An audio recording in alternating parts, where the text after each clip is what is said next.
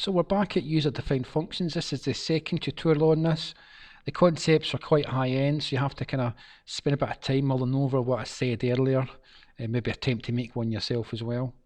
At the moment, you can see there's a number of variables here. Inside the function, I've mentioned I number 1 and I number 2. I've also mentioned I max as well, I max number.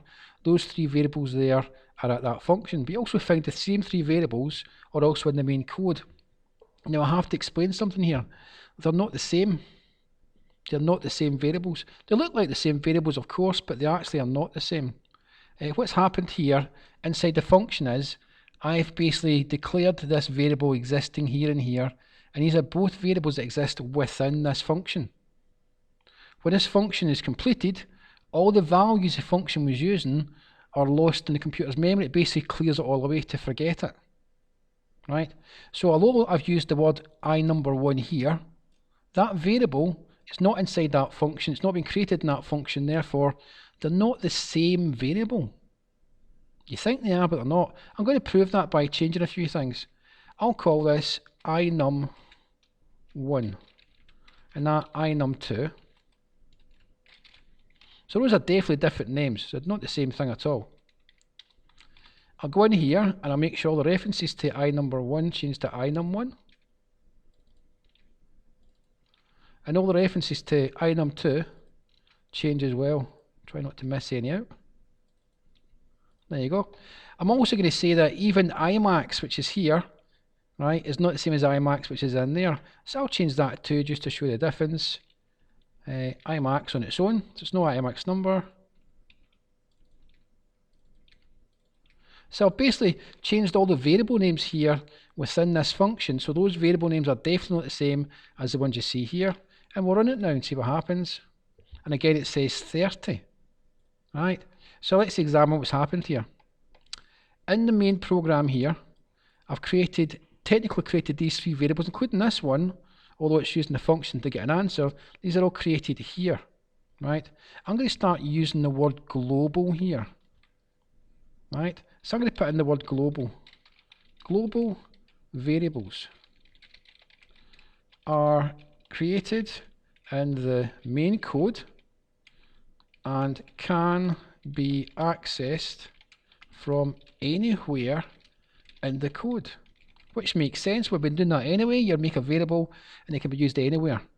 Right, what we'll do is we'll prove that out a little bit as well. I'll put a little print in here, print I number 2, just to see what happens.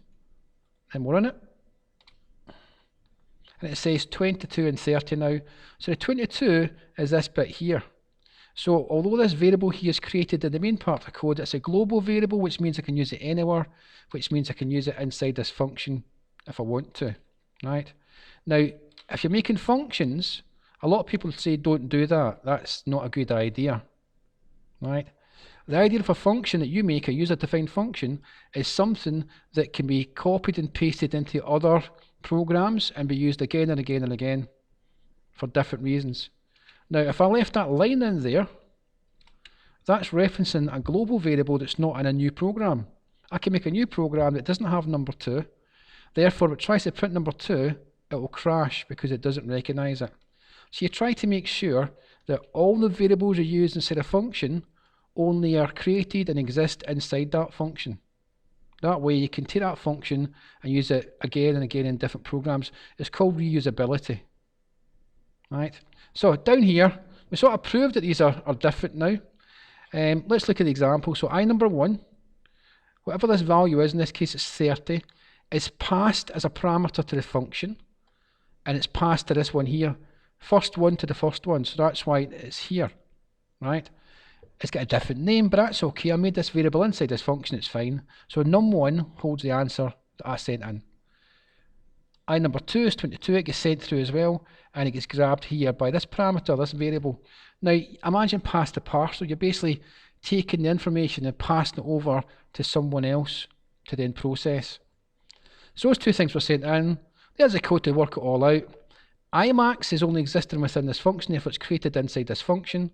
And then return Imax, all Imax does is it takes its value, sends it all the way through out of this, and then leaves it here. So that means I max number equals whatever I max was. Right? And that's the kind of concept of passing parameters in and returning values back. So all these variables here, right, all these variables inside this function, they are all local variables, exist in the function only and are deleted when the function ends. So they're temporary variables that only exist for a short amount of time within this function.